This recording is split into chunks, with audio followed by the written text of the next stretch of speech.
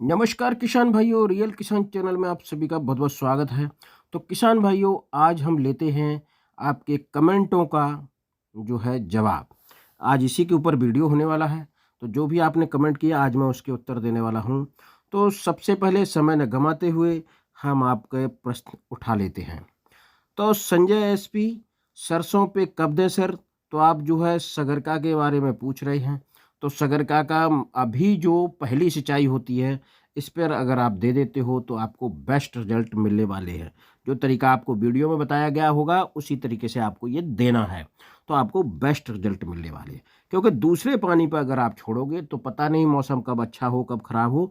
तो दूसरे पानी पर न छोड़ गया, पहली ही सिंचाई में इसको कीजिए।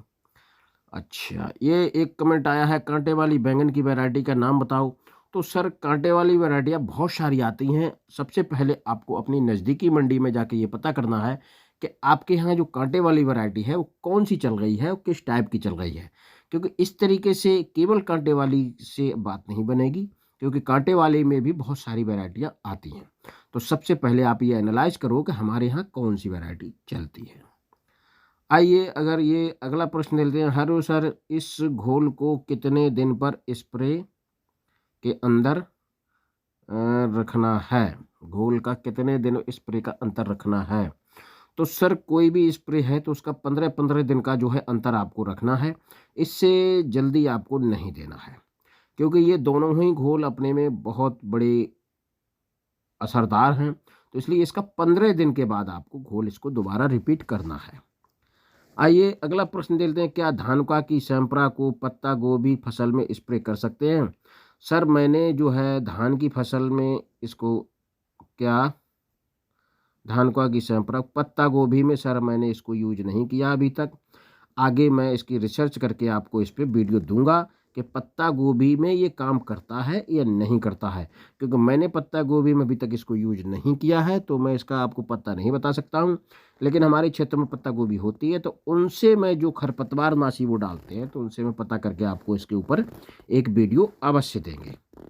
आइए अगला प्रश्न देते हैं। मेरे को भी सफ़ेद फूल होता है, बताओ भाई लाल कैसे? सर, ये मैं आपका प्रश्न ही नहीं समझा। आप दोबारा कमेंट करके विस्तार से पूछें। आइए अगला क्वेश्चन लेते हैं। भाई जी, समय किसी भाई के पास जैविक टमाटर हो तो बताना। सर, ये अभी इस समय जैविक टमाटर किसी के पास नहीं मिलेगा, और जैविक टमाटर हमारे क्षेत्र में कोई करता भी नहीं है। और है भी तो थोड़ा बहुत है, वो बल्क में आपको नहीं मिल पाएगा, क्योंकि वो थोड़ा बहुत है लोकल मंडी में चला जाता है। तो इसलिए बल्क में जो होगा तब आपको बताएंगे। आइए अगला क्वेश्चन लेते हैं। सर जी, फसल लगा दिया फिर कैसे देना सरसों की खली? तो सर जी, फसल आपकी लग गई है, सरसों की खली को पाउडर बना के जैसे हम खाद को छींटते हैं उसी तरीके से इसको ऊपर से छींट के और हमें सिंचाई कर देनी चाहिए। तो उसका पूरा रिजल्ट आपको मिलने वाला है। तो आइए अगला क्वेश्चन लेते हैं। ब्रदर, वैरायटी कौन सी है, जानकारी दें। सर, ये जो वैरायटी है हमारी वो NS की 4266 है, और ये लॉन्ग ड्यूरेशन की वैरायटी है। 7-8 फीट तक इसका जो हाइट जाता है, और लगभग ये 4 से 5 महीने आराम से हार्वेस्टिंग दे देती है।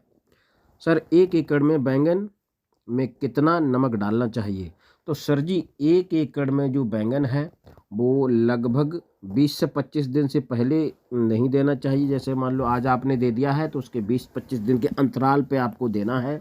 और 1 एकड़ में आप 30 से 35 किलो तक नमक आप दे सकते हैं। इससे आपको बहुत सारे बेनिफिट्स देखने को मिलेंगे। आइए अगला क्वेश्चन लेते हैं। मल्चिंग कम हो गया है, ट्राई के लिए बेड नहीं छोड़े हैं?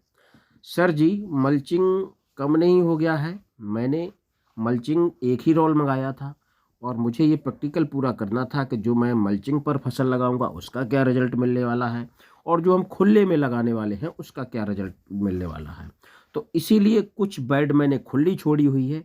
मल्चिंग कम नहीं पड़ी है भाई, लेकिन मैंने कुछ बेड जो है जानबूझ के ही छोड़ी है, क्योंकि दोनों का हमें प्रैक्टिकली आप लोगों को करके दिखाना है।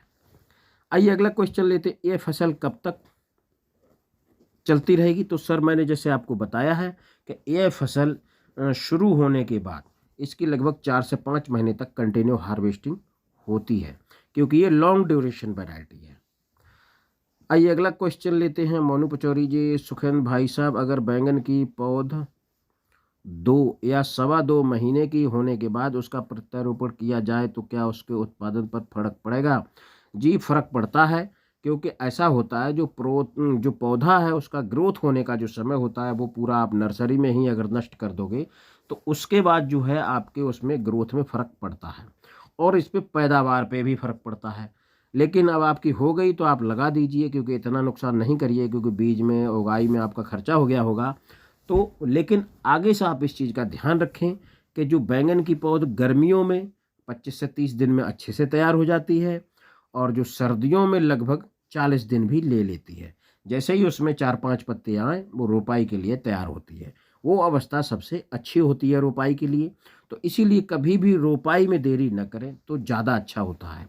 अगर वो रोपाई में देरी करेंगे तो उसमें फिर दिक्कतें आती हैं। आइए अगला क्वेश्चन लेते हैं। मोथा घास खरपतवार गेहूं में बहुत है, कौन सी दवा दें? सर इसके ऊपर भी हम गेहूं के खरपतवार के ऊपर बहुत जल्दी वीडियो देने वाले हैं, आप वो देख लेना।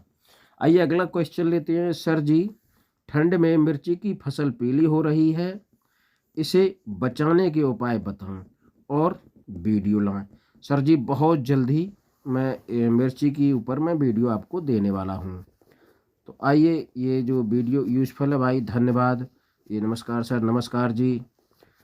आनंद सिंह जी ने पूछा है, जैसे मैंने बैंगन के वीडियो, ये सर कुछ भी जो आप कह रहे हो तो आप पूरा क्वेश्चन लिखें तो हम आपके क्वेश्चन का आंसर संतुष्टिपूर्ण देंगे, क्योंकि कई बार ऐसा होता है कि हमें इसमें समझने में दिक्कतें आती हैं। तो इसीलिए आप पूरा कमेंट लिखिए कि कुछ भी क्या है, क्या मैंने इसमें आपको गलत जानकारी दी है, क्या आपको समझ नहीं आई है, तो पूरा कमेंट आप लिखेंगे तो मैं इसमें समझ जाऊंगा। नर्सरी, अगला क्वेश्चन लेते हैं। दिसंबर में बीज नर्सरी डाल सकते हैं क्या? नहीं, दिसंबर में आप जो है नर्सरी नहीं डाल सकते हैं, क्योंकि किसान भाई नर्सरी अगर आप जो है प्रवीण कुमार जी, अगर आप दिसंबर में नर्सरी डालेंगे तो दिसंबर में होगा क्या, वो जनवरी में जाके मैच्योर हो जाएगी, क्योंकि बहुत ज़्यादा पौध टाइम लेगी, तो मुश्किल से 40 दिन का रोपाई कर लेगी। लेकिन उस समय अगर आप रोपाई कर दोगे तो पाले की सीजन होगी, सर्दी अधिक पड़ती है, तो इसीलिए वो सक्सेस नहीं हो पाएगी। इसीलिए आपको जो नर्सरी है वो आपको जनवरी के फर्स्ट वीक में आप डाल दीजिए, 8-10 तारीख तक आप डाल दीजिए। वो नर्सरी आपकी लगभग 10-15 फरवरी तक रेडी हो जाएगी। उस समय तक मौसम अच्छा हो जाता है तो वो एकदम ग्रोथ में चलेगी। तो प्रवीण कुमार जी, आपका मैंने वो दे दिया है दोनों का, और इसका मैंने आपको पूरा रीजन भी बता दिया है। ये रंजीत सिंह जी का, सर जी सरसों में सफ़ेद धोलिया रोग का उपाय बताएं। तो सर जी, मैं बहुत जल्दी इसके ऊपर आपको वीडियो देने वाला हूं और आप इसको जल्द से जल्द देख लेना। तो मैंने इसका उपयोग बता दिया है।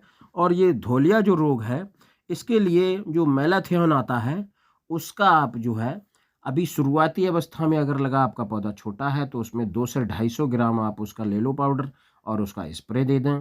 उसमें आप चिपको एक कोई साथ में ले लेना तो बहुत अच्छा रहेगा। और अगर आपकी फसल फूल की अवस्था में पूरी हो गई है बड़ी, तो आप फिर इसमें 300 से 400 ग्राम भी ले सकते हैं और उसका स्प्रे दे देंगे तो ये धोलिया रोग का पूरा समापन हो जाएगा। आप इससे घबराने की ज़रूरत नहीं है। तो किसान भाइयों, आज के जो कमेंट थे वो बस इतने ही थे। आप लोगों से यही रिक्वेस्ट है, आप ज़्यादा से ज़्यादा क्वेश्चन करके पूछें, ताकि हम इसी तरीके से वीडियो के रूप में आपको ये उत्तर देते रहें। तो मिलते हैं अगली वीडियो में। नमस्कार।